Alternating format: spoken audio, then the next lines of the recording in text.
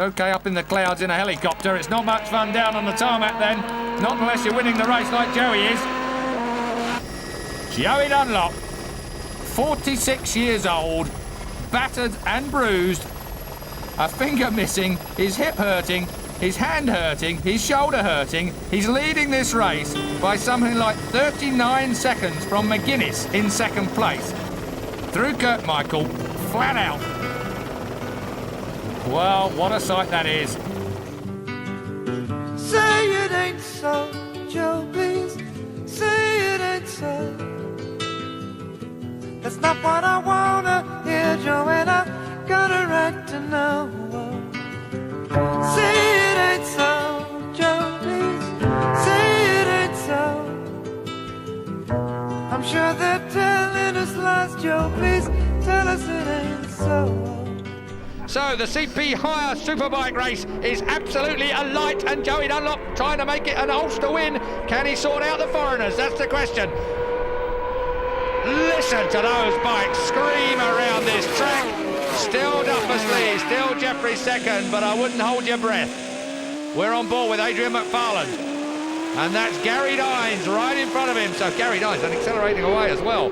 Joey split them. Joey's in two, second place. What a ride from Joey Dunlop. Really, this is commitment now. And just look at the crowd. They're committed to supporting Joey Dunlop as well. And Joey Dunlop making that RC45 work very well here at Dundrod.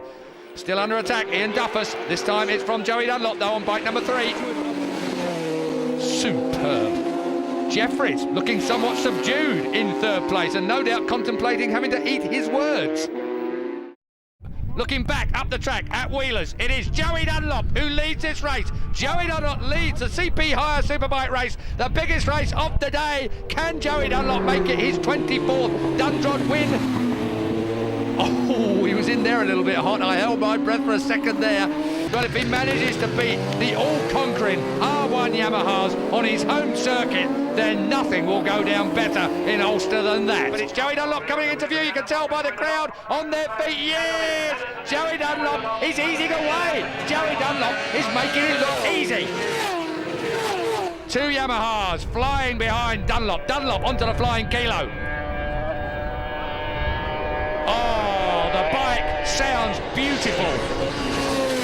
Through the left-hander, Joey Dunlop on the RC45 Honda leads the 3 big 1000cc Yamahas. The last of them is Jason Griffiths, the lap record holder for this track. This is Adrian McFarlane showing us what it's like to cross the line and enter into the flying kilo. Oh, and there's Gary Dines showing us how it really ought to be done.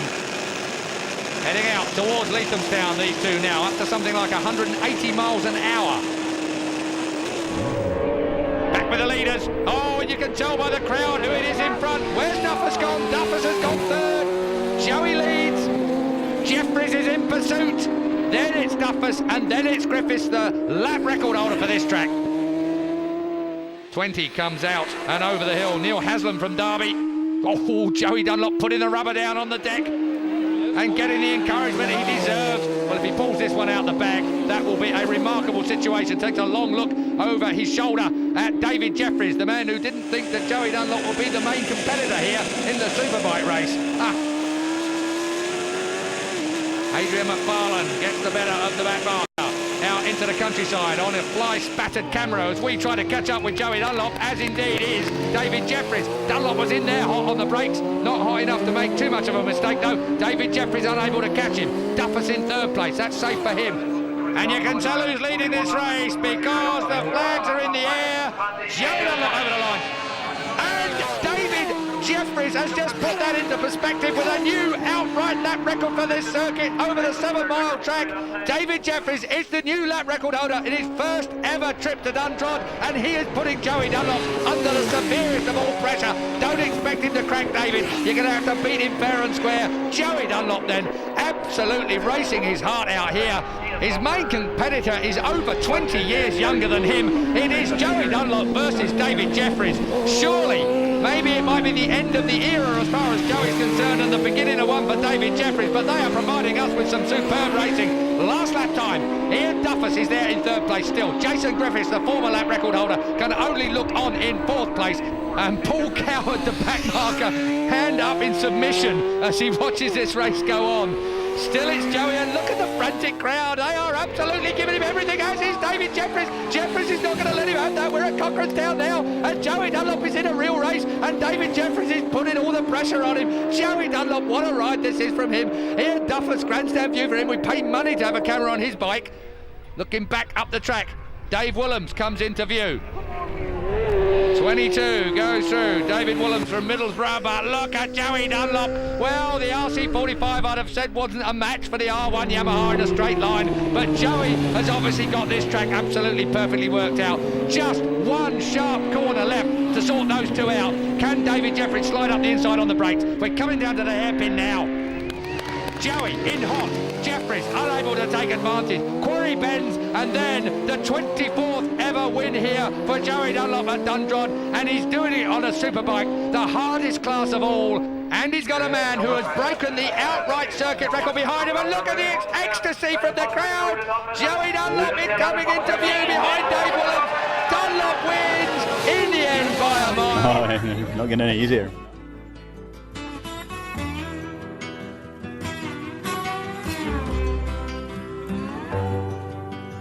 Image and the empire may be falling apart. The money has gotten scarce. One man's word held the country together, but the truth is getting fierce. Say it ain't so, Joe, please. Say it ain't so. Very sad. Ireland's lost their greatest sporting champion. Say it ain't so, Joe, please. Say it ain't so. That's not what I want out here, Joe, and I got a right to know. Say it ain't so, Joe, please. Say it ain't so. I'm sure they're telling us lies, Joe, please tell us it ain't so. Sure that the leader has said his truck card, he doesn't know how to go on. You're clinging to his charm and determined smile that the good old days has gone. Say it ain't so, Joe, please say it ain't so.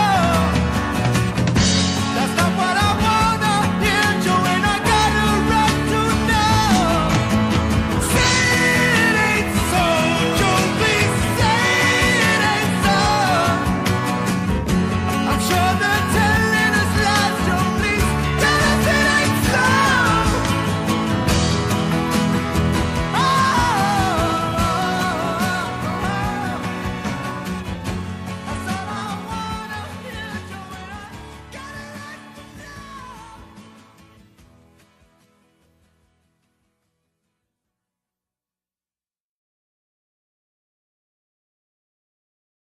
wanna hear, Joe, and I got a right to know. I think some people might have been surprised the fact that tens of thousands turned up. Now, I wasn't surprised by that, and I'm sure you feel the same way. Not really. I mean, we just expected lots and lots of people to be there, and it was just where that ended, at what figure. And so it wasn't really a surprise to see 50,000 people, because I've travelled the world with them, and I know the following he gets. My first one ever was in 90 or 91. We went to Japan and to Suzuki 8R, and Joey and I were teammates, and I thought this was great, getting to Japan. And we were walking across the paddock, and it's a pretty long walk from the hotel complex across to the track, and all of a sudden, I didn't know why, but there was just, we were black with Japanese people, and I'm sort of, what are these people doing? It was all Joey Dunlop, and all right, and I'm standing back watching. It was just, there was these people in the middle of Japan, just were swarming to Irishmen, but it was really joy. 5 Formula One world titles, which is tremendous, but the lovely thing was, it didn't really change Joey. Didn't change him at all, and I think that's what bugged so many people, really. I've spoke to Roger Marshall, I've spoke to other old F1 riders now, and they couldn't believe him, and they were peeved off with him, because they'd be out in foreign countries. All these top English and world riders would be into their fitness, into their training. You know, they'd be in bed Pasta. at 10 o'clock at night. They'd have all the proper food. They'd be No drinking, no smoking. nothing. And Joey would be up. Of course, he'd have a few beers, and I don't know what time we'd ever get to bed at, or he'd be stuck in the garage drinking beer, looking at the bikes to 3 or 4 in the morning. 10 o'clock practice, they would turn up at 9. Joey would turn up at 5 to 10. He would look scruffy. He would, you know, pull the lathers on. He would get on the bike, and they'd be so psyched up, and he would still beat them. Do the best. Yeah. And they couldn't believe it. How could this man not sleep, you know, drink, smoke, and still beat us?